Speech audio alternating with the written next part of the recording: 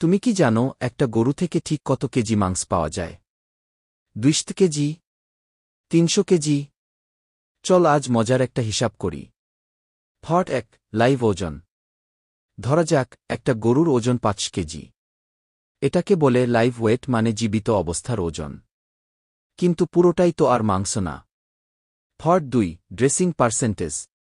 গরু জবাই করার পর সাধারণত 50-60 অংশ খাওয়ার উপযোগী মাংস হয়।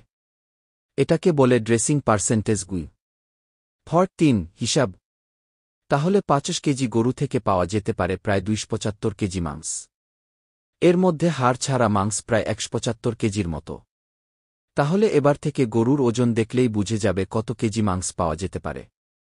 এমন মজার তথ্য